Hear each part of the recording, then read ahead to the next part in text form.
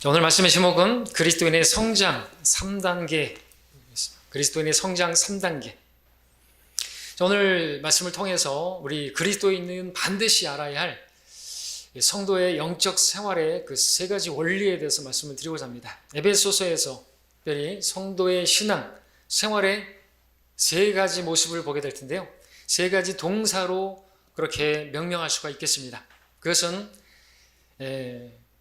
그리스도와 함께 앉는 것이고, 또 그리스도와 함께 걷는 것이고, 그러니까 그리스도와 함께 동행하는 것이고, 또 그리스도를 힘입어서 서 있는 것입니다.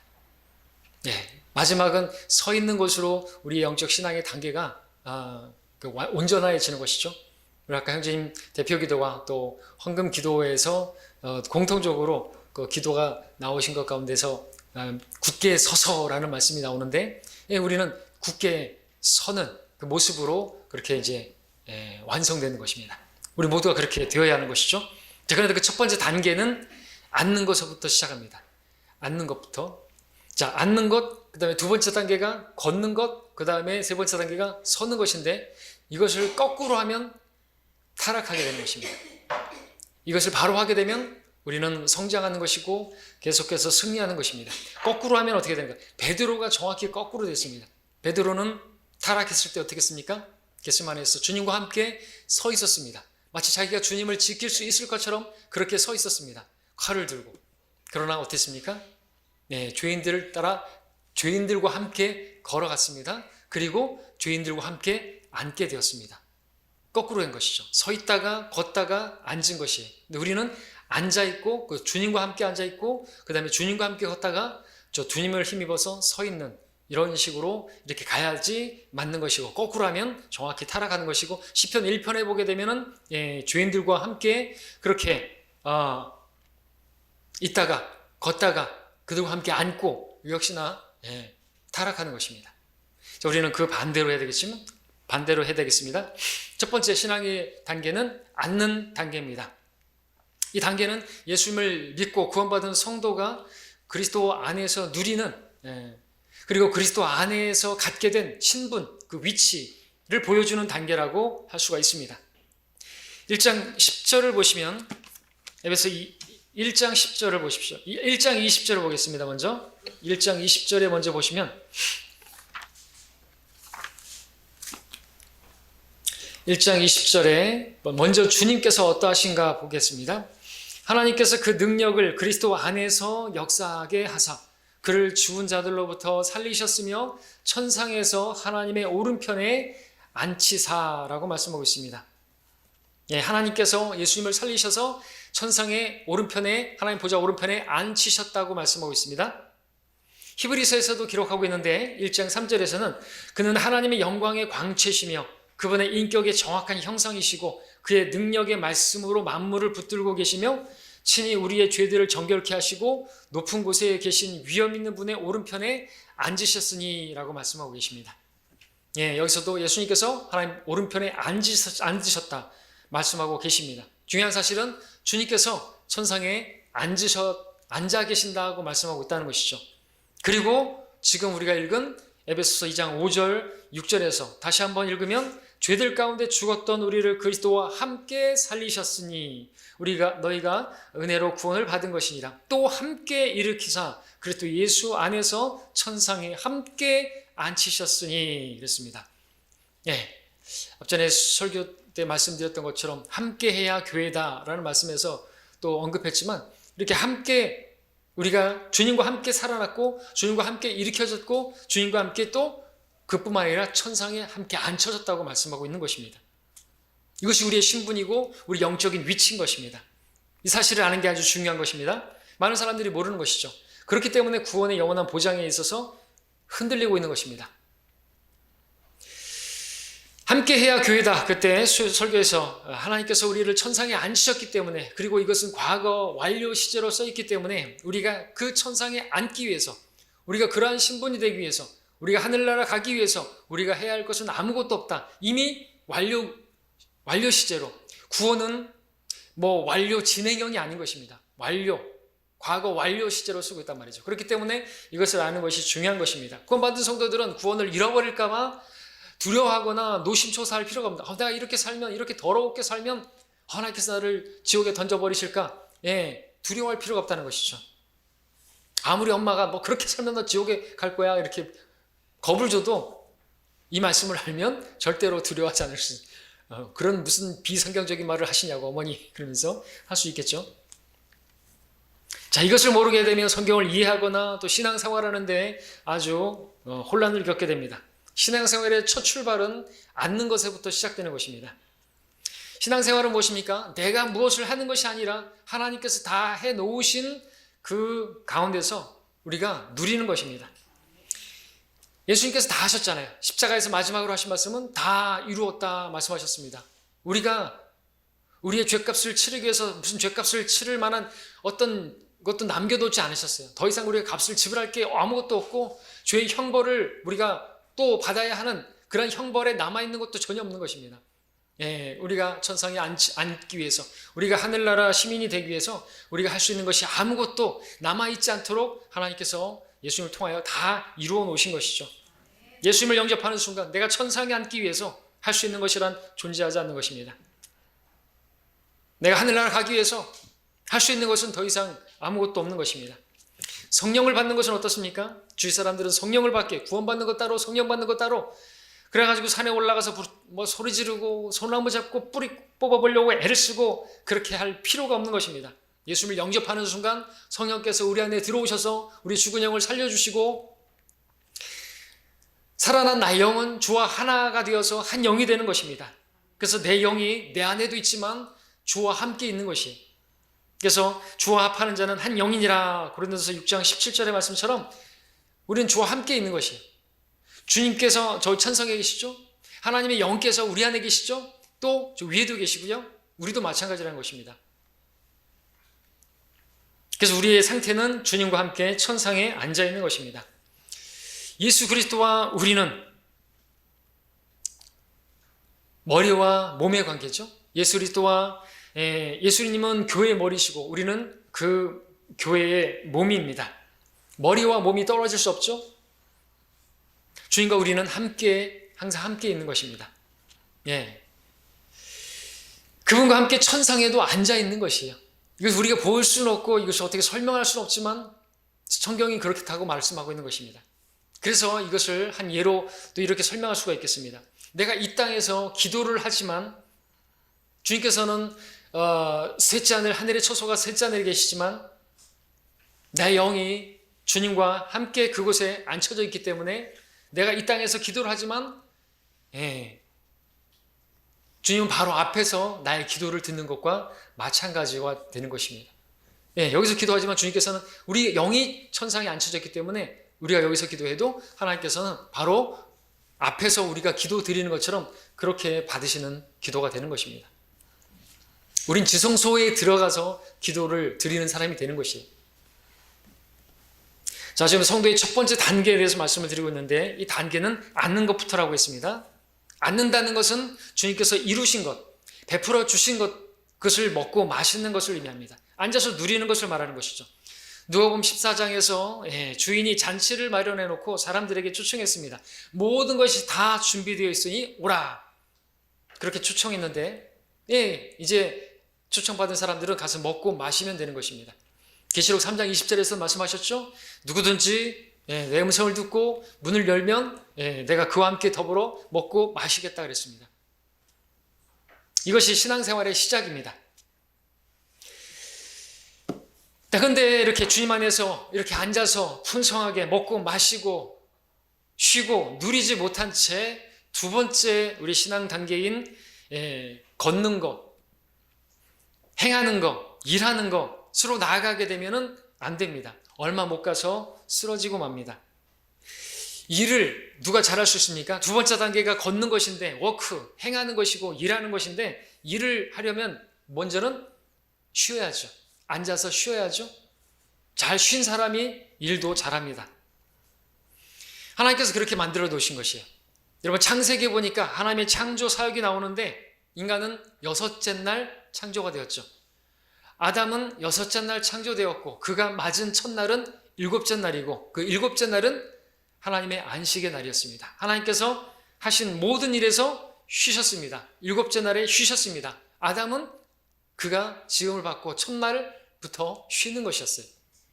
일할 필요가 없었습니다. 하나님께서 다 이루어 놓으셨기 때문에 아담은 하나님 안에서 하나님과 함께 그냥 앉아서 먹고 마시고 누리면 되었던 것이죠. 또 출애굽기 12장 16절에 보니까 이스라엘이 출애굽할 때 어린 양 유월절 피로 구속을 받았습니다. 그들이 유월절 지낸 첫날부터 6일 동안 무교제를 지내게 되었는데 그 첫날이 안식일이고 7째 날도 안식일이었습니다. 그러니까 그들이 유월절 어린 양의 피로 구원받고 맞이한 첫째 날도 뭔 날인 거예요? 앉아서 쉬는 것입니다. 먹고 마시는 날이었습니다. 이렇게 하나님의 창조 사역과 또 이집트의 그 출애굽 구속 사역을 통해서 보더라도 시작은 뭡니까? 앉아서 쉬는 것이라는 것이죠. 안식이라는 것입니다. 여러분 달력을 보십니까? 달력을 보시면 참 놀라운 달력을 보게 되죠. 달력의 첫날은 무슨 날이에요? 빨간 날이에요. 쉬는 날입니다. 주의 첫날이 월화수목금토일이 아니라 일월화수목금토죠. 주의 첫날은 빨간 날이에요. 여러분들 시작은 쉬는 겁니다. 주의 첫날은 쉬고 우리는 주님 안에서 지금 여러분들 지금 앉아있죠? 앉아서 쉬고 그리고 6일을 두 번째 단계인 주님과 함께 이제 세상에서 동행하는 것입니다. 세상에서 살지만 주님과 함께 걷는 것이고 주님과 함께 동행하는 것이라는 것이죠. 그러기 위해서 주님과 함께 동행하기 위해서라도 여러분들은 먼저 앉아서 말씀을 듣고 앉아서 주님의 은혜를 받고 힘을 얻고 그래야 되는 것입니다. 그러지 않고 두 번째 단계부터 가면은 얼마 못 가 쓰러지고 실족한단 말이죠. 마르다처럼 되는 것이에요. 마르다가 어떻게 했어요? 주님을 위해서 뭐 하려고 일어나서 막 걸었죠. 행했죠. 분주했죠. 그러다 어떻게 됐어요? 자기 자매까지도 불평하면서 마리아를 핀잔했지 않습니까? 왜 그렇게 했던 것이에요? 그녀에게 필요한 게 뭐예요? 앉는 게 필요해요. 마리아가 그렇게 했지 않습니까? 마리아처럼 앉아서 주의 발 앞에 앉아서 주의 말씀을 듣는 것부터 시작되어야 된다는 거죠. 앉아야 됩니다. 앉아야 돼요. 자, 그래서 주님께서는 너에게 필요한 것은 한 가지라 말씀하셨습니다. 앉는 것이에요. 주님과 교제하는 것이죠. 성도는 먼저 앉아야 됩니다. 이게 우리 신앙의 첫 번째 단추고 단계인 것입니다. 앉는 것부터 시작이 되는 것이죠. 자, 두 번째 단계는 우리 4장 1절을 보겠습니다. 4장 1절, 에베소서 4장 1절. 시작이 어떻게 됐습니까? 그러므로 라는 말씀으로 시작합니다. 그러므로 주의 죄수된 내가 너희에게 권고하노니 너희가 부르심을 받은 그 부르심에 합당하게 행하되 라고 말씀하고 있습니다. 그러므로 라는 말씀으로 시작되는 것을 주목해 보시기 바랍니다. 이 그러므로 라는 말씀은 앞에 1, 2, 3장의 내용이 전제가 되어야 한다는 것을 보여주는 것이죠. 다시 말해서 앉고 그래서 앉아서 쉬고 누리는 그 일이 전제가 되어야지 이제 하나님께서 나를 부르신 그 부르심 가운데서 행한다. 워크. 이제 일어나서 걸을 수가 있다 이거죠. 워크. 행하다 또는 걷다 같은 그런 번역이 가능하죠. 1, 2, 3장을 통해서 충분히 주님의 말씀으로 내가 어떠한 은혜를 받았고 내가 어떠한 하나님의 사랑을 받았고 내가 어떠한 상태였을 때 부르심을 받은 지를 알아야지. 그래서 내 신분이 어떻게 변했는지를 알아야지. 그래야지 그 기뻐하고 일어나서 뛰고 그죠? 그 안진뱅이가 그 아름다운 성문에 앉아있던 그 안진뱅이가 주의 이름으로 구원받고 일어나서 뛰고 걸었던 것처럼 그렇게 일어나서 뛰고 걸을 수가 있는 것이죠. 자, 그렇게 말씀으로 안식했고 말씀으로 은혜 받고 그랬다면 그러므로 이제는 일어나서 행하라는 것입니다. 계속 앉아만 있으면 안 된다는 것이죠. 그렇게 구원받고 나서 여전히 앉아 있으면 안 돼요. 그 아름다운 문이라고 하는 그 성전으로 들어가는 거기에 안진뱅이가 주님의 이름으로 자기가 치유받아서 일어나게 됐는데 그 다음날 또 거기 앉아가지고 구걸하고 있으면 안 되죠. 그럼 뭐예요? 그는 사기꾼이 되는 것입니다. 그죠? 우리도 마찬가지라는 것입니다. 계속 앉아만 있으려고 하면 안 돼요. 계속 앉아서 말씀을 배우기만 하면 안 되는 것이에요. 배웠다면 배운 대로 그 가운데서 걸어야 되는 것이죠. 하나님께서 여러분들에게 가르쳐 주셨으면 그 가르침 받은 가운데서 여러분들이 행하면 되는 것이에요. 아까 특송처럼 한 걸음씩 한 걸음씩 하나님께서 보여주신 것만큼만 걸어가면 되는 거예요. 여러분들이 다른 것까지 할 필요는 없어요. 여러분 다른 사람들처럼 막 그렇게 헌신적으로 뭐 선교하고 그럴 것까지는 아니라는 것이죠. 자, 우리가 교회에 오면 앉아서 하나님의 말씀을 듣죠. 네. 그죠? 이 시간 여러분 들었습니다. 그리고 여러분들이 이제 헌신하죠. 그 다음에 이제 뭘 해야 됩니까? 6일 동안 주님께서 주신 그 말씀을 붙잡고 말씀을 보여주신 대로 여러분들이 주님과 동행하는, 걷는 일이 있어야 하는 것입니다. 행하는 것이죠. 행하라, 걸으라 말입니다. 에베소서 8번에 걸쳐서 행하라는 말씀이 나오는데 2장 10절에 볼까요? 2장 10절. 2장 10절은 이제 여기 이제 1, 2, 3장이고 앉아 있는 것을 말하는 것이라 했죠. 앉는 단계. 그 단계에서 말씀하는 내용이지만 앉아 있는 목적도 무엇인지가 보여집니다. 2장 10절. 우리는 그분의 작품이니 그리스도 예수 안에서 선한 일들을 위하여 창조되었느니라. 이 일들은 하나님께서 미리 정하시어 우리로 그것들 가운데서 행하게 하려는 것이라. 워크. 행하는 것이. 그리고 이제 4장 1절에서 또 봤죠? 부르심에 합당하게 행하라 하죠. 나를 불러주신 그 부르심에 걷는 거예요. 따라서 주님과 함께 걷는 거죠. 5장 2절도 보겠습니다. 이제 5장 2절에서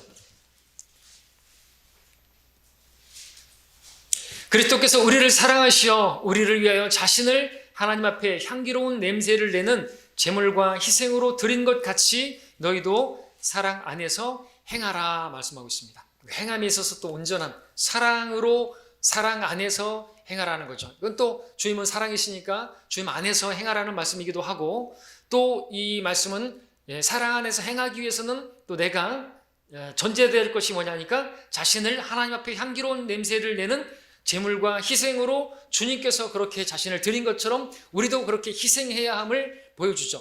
왜냐하면 내가 희생하는 것 없이 사랑으로 행할 수는 없기 때문에 그렇습니다. 우리 부모님이 희생 없이 자녀들을 양육할 수 없죠.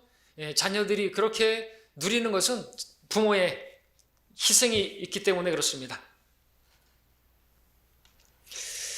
자, 사랑으로 행하기 위해서 전제될 것이 여기서 보이는 나를 희생하는 것입니다. 희생이 없이는, 다시 말해서 우리가 늘 들었던 십자가 없이는 내가 부인되지 않고서는 사랑할 수 없다는 것을 발견하게 되는데, 그래서 이 말씀을 통해서도 다시 하는 것은 이 두 번째 단계, 이 성도의 두 번째 단계인 행하는 일도 사실은 내가 행하는 것이 아니라 누가 행하는 것이 됩니까?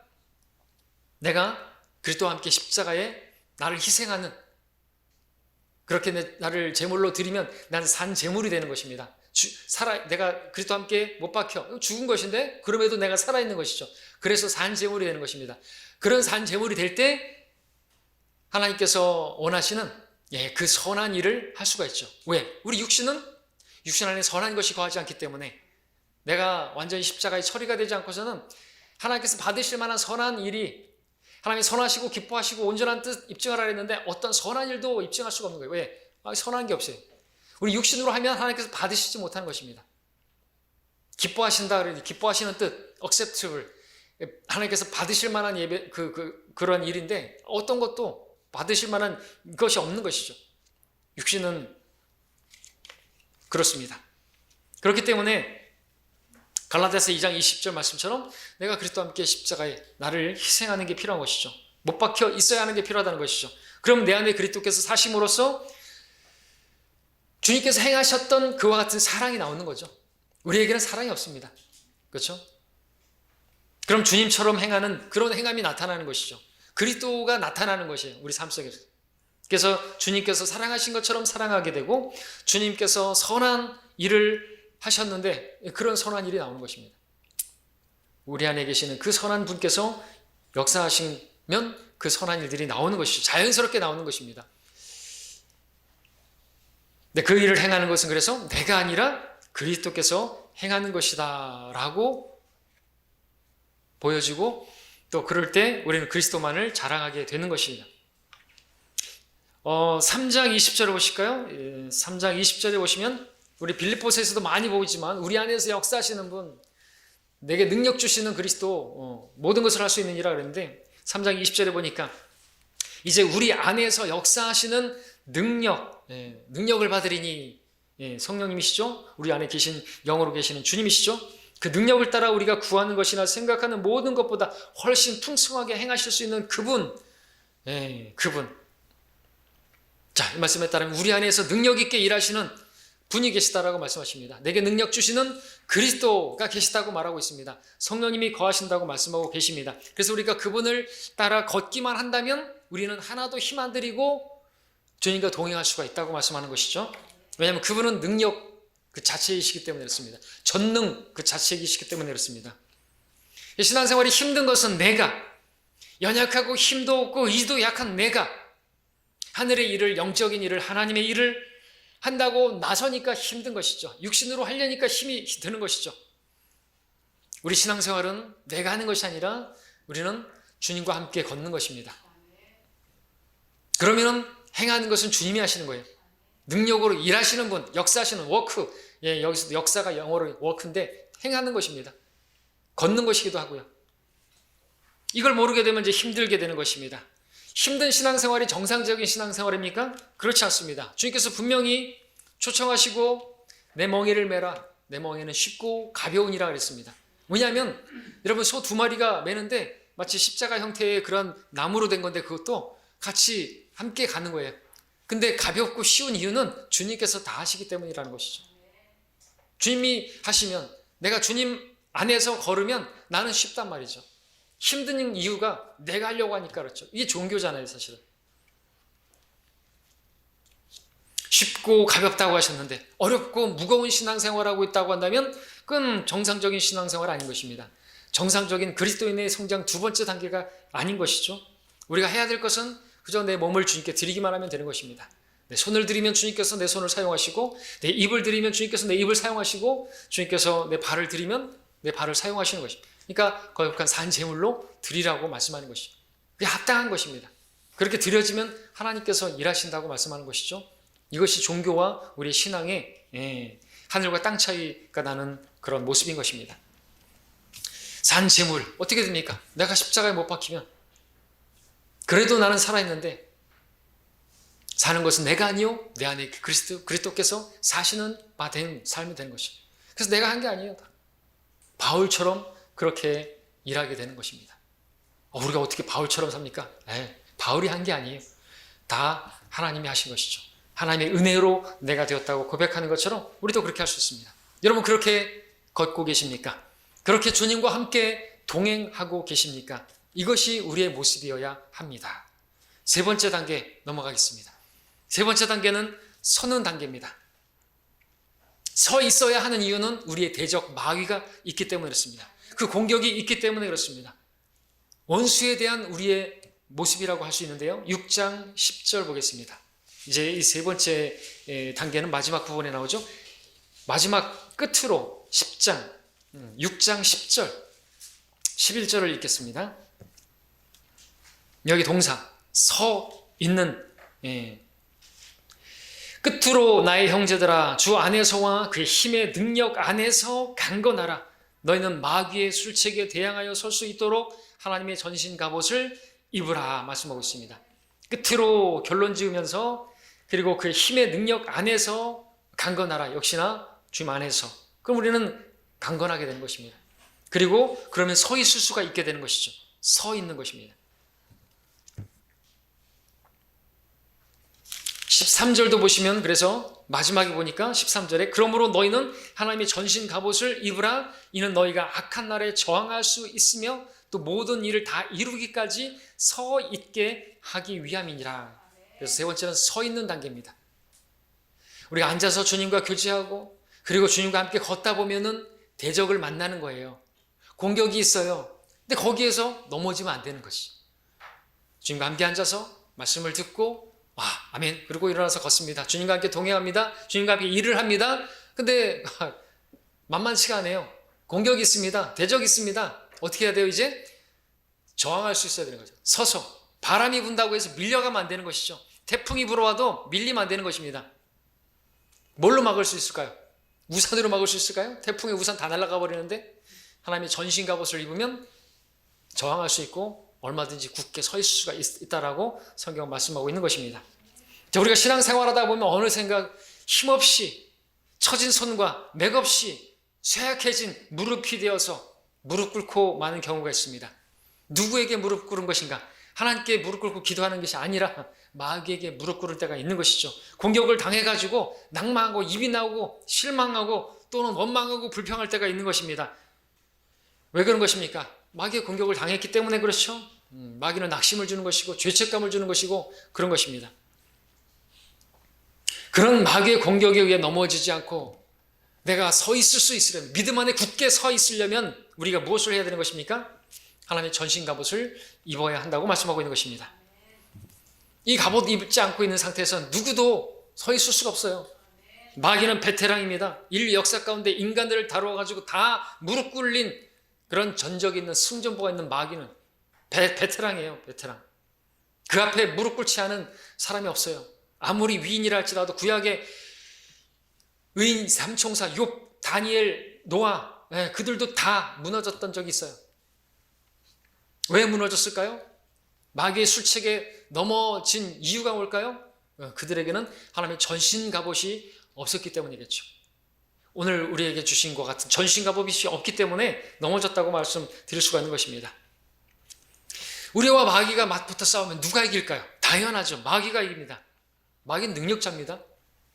하나님은 전능자이시지만 신앙생활의 패배는 내가 마귀와 붙어서 싸워보려고 했기 때문에 실패하는 것입니다. 누가 싸워야 이깁니까? 누가 싸워야 그에게 이길 수 있을까요? 성경을 보니까 오직 예수님만이 마귀와의 싸움에서 승리했다고 말씀하십니다. 마귀에게 승리하신 분은 오직 주님밖에 없어요. 그러니까 마귀를 이기신 예수님으로 하여금 나를 대신해서 싸우게 해야죠. 그런데 골로새서 말씀을 지난 주일에도 수요일 날 봤지만 골로새 말씀에 따르면 그 모든 정사들과 권세들 그 벗겨내셔서 어떻게 십자가로 그들을 이기셨다고 말씀하고 있어요. 근데 예수님도 어떻게 이겼냐니까 십자가로 이기셨다고 말씀하고 계시는 거예요. 우리도 마찬가지죠. 십자가에 일단 못 박히는 게 필요한 것이고요. 그럴 때 주님께서 내 안에서 사셔서 승리하는 것입니다. 그러니까 내가 철저히 부인되어야 한다는 것을 여기서도 보게 되는 거죠. 승리의 원칙은 그것입니다. 내 생각, 내 방법, 내 지혜, 내 계획, 내 술책 이런 것으로 마귀의 술책에 대항할 수가 없어요. 내 지혜로, 내 세상적인 방법으로 이렇게 하면 될 것이다 라고 생각하는 자체가 완전히 박살이 나야 되는 것입니다. 그것들이 깨트려져야 되는 것입니다. 그러지 않고서는요, 마귀가 우리보다 더 지혜롭다니까요. 다니엘보다도 지혜롭다고 성경이 말씀하고 있지 않습니까? 근데 어떻게 우리가 다니엘보다 지혜롭습니까? 솔로몬보다 지혜롭습니까? 그렇지 못하지 않습니다. 그러니까 우리는 그런 걸 다 무너뜨려야 되는 것입니다. 내 지혜를, 명철을 의지하지 말라고 잠언에서 말씀하는 것처럼 내가 완전히 부인이 되어야 하는 것이죠. 안 그러면 백전백패예요. 우리가 어떻게 대항해서 싸울 수 있는 것인가? 하나님의 전신 갑옷을 입어야 된다고 말하고 있습니다. 그 옷만 입고 있으면 그 옷이, 그 갑옷이 나를 서게 만들고 나로 하여금 저항하게 만들고 나로 하여금 싸우게 만들고 이기기도 하는 것입니다. 내가 아닌 것이죠. 근데 그 전신 갑옷도 주님과 같은 것이죠. 13절을 다시 한번 읽겠습니다. 13절, 6장 13절. 그러므로 결론입니다. 너희는 하나님의 전신 갑옷을 입으라. 이는 너희가 악한 날에 저항할 수 있으며 또 모든 일을 다 이루기까지 서 있게 하기 위함이라 그랬습니다. 12절에서는 이는 우리의 싸움이 혈과 육에 대항하는 것이 아니라 정사들과 권세들과 이 세상 어둠의 주관자들과 높은 곳들에 있는 영적 악에 대항하는 것이기 때문인데 우리가 이러한 영적 존재와 어떻게 대항합니까? 다른 무엇으로 아니라는 것이죠. 영적인 무기로 무장을 해야 되는 것입니다. 영적인 그러한 그 전신 갑옷으로 무장을 해야 되는 것이죠. 자, 그래서 14절부터는 이제 전신 갑옷의 내용이 나오죠. 14절에 뭐가 나옵니까? 진리의 허리띠가 나오죠. 진리로 너희 허리띠를 두르라 그랬습니다. 진리로 허리띠를 두르라. 진리의 허리띠. 허리는 힘을 상징하죠. 허리띠가 없으면요 힘을 낼 수가 없는 것입니다. 역도 선수들도요 여러분들 허리띠 보셨습니까? 역도 선수들 허리띠 풀러놓으면 못 듭니다. 그런 허리띠를 딱 하면은 힘이 딱 들잖아요. 허리띠 두께가 이만하잖아요. 진리가 없으면 서 있어서 힘들단 말이죠. 여러분, 그래서 진리의 말씀을 여러분들 공부하셔야 돼요. 올바로 나누어서 공부하셔야 되는 것입니다. 설교만으로 못 살아요, 여러분들. 설교만으로 살려고 하는 사람들은 그래서 이 자리에 없는 것이에요. 여러분들 공부하셔야 되는 것이에요. 왜? 성경은 이미 진리의 말씀을 올바로 나눠서 공부하고 그 진리로 여러분의 허리띠에 두르라고 말씀하고 있기 때문에 그렇죠. 그러지 않으면 그 부분에 있어서는 무장해제가 됐기 때문에 그 부분으로 마귀가 공격하는 거예요. 허리가 이미 공백이 있는 거예요. 다른 건 있을지 몰라도 구원의 투구? 구원만 받은 것으로는 안 된다는 거예요. 난 구원 받았어. 나 이제 마귀가 나를 공격하지 못할 거야. 허리가 이렇게 다 비어 있는데요. 그 다음에 또 뭐가 나옵니까? 의의 흉배가 나오죠. 예수 그리스도로 의로 옷 입지 않고 있으면 마귀의 정죄에 어떻게 서 있을 수가 있겠습니까? 그 다음에 15절에 복음의 신발이 나오죠. 복음이 또 나를 서 있게 만드는 것입니다. 복음의 신발을 신지 않고 있으면 화평이 있을 수가 없겠죠. 구원의 확신, 구원의 영원한 보장, 그 보장, 구원이 보장된다는 사실 위에 우리에 서 있을 때 우리는 든든하게 서 있을 수가 있잖아요. 그것은 안전화와 같은 것입니다. 그러한 신발과 같은 것이죠. 16절에서는 믿음의 방패가 나옵니다. 왜 필요합니까? 믿음의 방패. 마귀가 계속해서 불신의 화살, 그 불화살을 쏘아대기 때문에 그것을 끌 수 있으려면 믿음이 필요한 것입니다. 17절에서 구원의 투구 나옵니다. 마귀가 구원뿐만 아니라 여러 가지 의심의 생각을 넣어주기 때문에 그렇죠. 그런 것들을 우리가 어떤 것으로, 무엇으로 끌 수 있습니까? 공사장에도 안전모를 쓰죠. 군인들 당연히 철모를 쓰죠. 안전모를, 전투모를 쓰죠. 써야 되는 것입니다. 여러 가지 생각으로 유다 이스카리옷 그 생각에 주를 배반할 생각을 넣죠. 구원의 투구라 해서 우리가 구원의 복음만 얘기하는 게 아니에요. 지금 나를 보호해주는 내 생각 속에 틈타고 드는 마귀가 우리 주를 배반할 생각을 넣어줄 수도 있는 그런 마귀의 공격이 머리를 통해서 오기 때문에 하는 것이에요. 불신하게 만들기 때문에 그렇죠. 그러니까 무장해야 되는 거죠. 그래서 전신, 머리부터 발끝까지 머리 투구, 그래서 신발까지 다 신어야 되는 것입니다. 자, 근데 여기까지가 이제 방어용 도구라고 한다면, 방어용 무기라고 한다면, 다음은 이제 공격용 무기가 나오는데, 공격용 무기는 성령의 칼, 하나님 말씀, 그리고 기도가 나옵니다. 17절에 또한 너희가 구원의 투구, 그리고 그다음에 성령의 칼, 하나님의 말씀을 가지고 18절에서 모든 기도와 간구로 너희 항상 성령 안에서 기도하고 라고 말씀하고 있죠. 자, 말씀의 칼은 공격용 무기이면서도 방어용 무기에 해당하죠. 칼로 맞기도 하지만 찌르기도 하잖아요. 그래서 칼은 양날이 있죠. 공격용이면서도 또 방어용이기도 하고요. 그렇게 본다면 칼이 양날이 있는데 저는 항상 일본도는 외날이죠.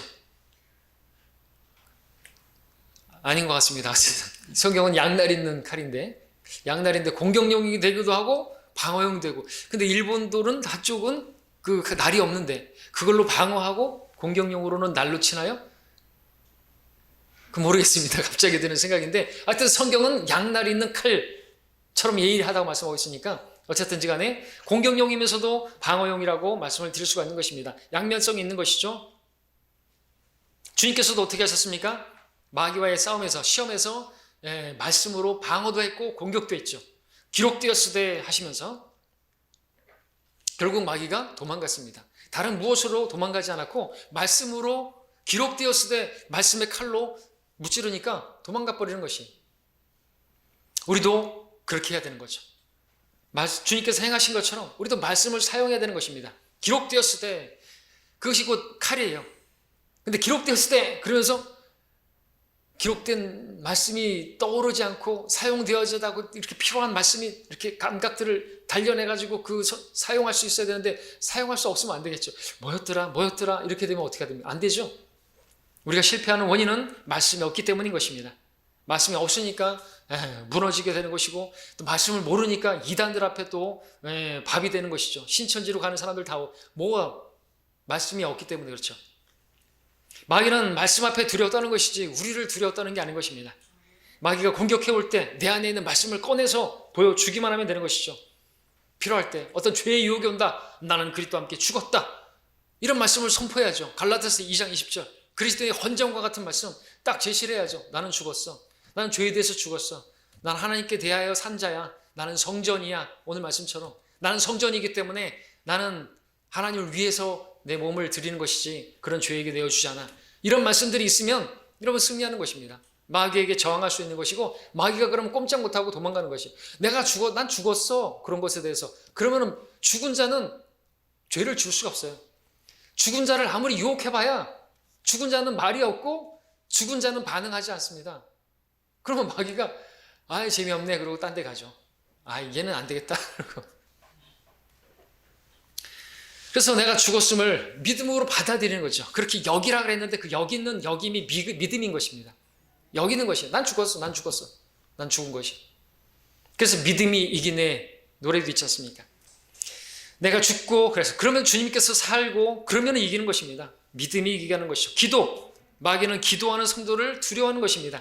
기도는 군인에게 따진다면 이렇게 지원을 요청하는 거잖아요. 그죠? 그 무전기 잃어버리면 어떻게 해요? 큰일 나잖아요.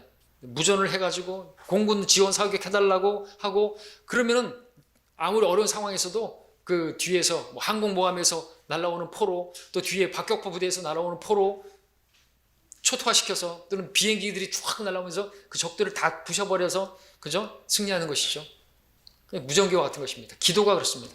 우리 힘으로 싸우는 게 아니기 때문에. 그래서 기도하지 않는 성도는요, 마귀가 가지고 놀기에 딱 좋은, 기도가 막히면, 기도를 하지 못하고 있으면 마귀에게 물렸다는 증거예요. 울부짖는 사자가 그 사슴, 그 양 어디 물어요? 목을 물어요. 목을 물면요, 기도가 막혀요. 기도가 막히면요, 기도가 안 나와요. 우리 같은 경우는 기도가 안 나온다는 거죠. 기도하지 않고 있다는 자체가 마귀에게 이미 숨통이 물렸다는 것이에요. 마귀의 밥이 된 것이죠. 자, 말씀과 기도 아무리 강조해도 지나치지 않은 것입니다. 말씀과 기도가 바로 우리를 지켜주는 강력한 무기가 되는 것입니다. 말씀과 기도가 없으니까 패배하고 실패하고 넘어지는 것이지 다른 이유가 아닌 것입니다. 또 이 말씀과 기도가 다른 전신 무장과 함께 연결되어 있는 것이죠. 그 주님과 교제와 관련된 것들이기 때문에 그렇습니다. 그렇죠? 머리 구원의 투구부터 시작해가지고 복음의 신발 다 말씀이고 이제 진리 허리도 다 말씀과 관련된 것이고죠. 연결되어 있는 것입니다. 이것은 전신 갑옷은 하나의 유기체와 같이 그렇게 두 가지로 말하면 말씀과 기도라고 말할 수가 있습니다. 자, 그러므로 이 악한 현 세상에서 악한 마귀와의 싸움에서 여러분들 능히 서 있기 위해서는 여러분들은 전신 갑옷을 입어야 하는 것입니다. 여러분 그리스도인의 성장 8단계 책 표지를 보셨죠? 여기 보십시오. 여기 어린아이가 있습니다. 어린아이, 얘는 서 있네. 근데 앉아 있어야 되는데 앉아서 엄마가 주는 밥 먹고 이유식 먹고 그죠? 그리고 있으면 편안하잖아요. 그죠? 근데 계속 이러면 안 되겠죠? 그 다음에는 걸어야죠. 여기 청년 걷고 있습니다. 근데 어딘가 모르게 불안하죠? 불안전해 보이죠? 자, 옆에 전신 갑옷을 입은 이 성인 얼마나 온전해 보이고 든든해 보이고 안전해 보이는 것입니까? 요한일서에서는 역시나 세 단계로 말하고 있죠. 어린 자녀들아, 청년들아, 그리고 아비들아. 자, 그러면서 그리스도인들을 세 부류로, 세 단계로 보여주고 있습니다. 자, 오늘 우리도 에베소서를 통해서 또 세 부류, 세 단계로 보았습니다. 성도는 앉는 것부터 시작해서 일어나서 걸어야 하고 또 걷다 보면은 주님과 이렇게 동행하다 보면 대적들을 만나고 공격을 당하게 돼 있습니다. 능히 서 있어야만 합니다. 전신 갑옷을 입고 말이죠. 그리고 이것은 우리의 신앙의 단계이지만 이것은 계속해서 반복되어야 하는 것이죠. 일주일마다 어쩌면 또 매일마다 우리는 반복되어야 되는 거죠. 말씀 앞에 앉아서 주님과 교제하고 그리고 일어나서 걷고 일주일에 한 번 우리가 또 주의 말씀을 듣고 앉아서 쉬고 그리고 힘을 얻고 일어나서 주님과 동행하고 그러다가 대적을 만나면 여러분들 그 주님과 교제한 그 말씀으로 대적하고 싸워야 되는 것입니다. 근데 앞에 1단계, 2단계 없으면 어떻게 되는 거예요? 그러면 뭐 3단계도 없을 거예요. 왜? 마귀가 찝적될 필요도 없고 건드릴 필요도 없기 때문에 그렇죠. 자, 이 3단계 기억하시고 이것이 우리가 일주일마다 또 매일같이 반복되고 훈련되어야 하는 우리 신앙의 그러한 발걸음이라는 거 기억하시고 이렇게 주님과 함께 앉아서 교제하고 그리고 주님과 동행하고 또 주님의 힘입어서 그렇게 전신갑옷으로 승리하는 우리 모두가 되기를 바랍니다. 기도하겠습니다.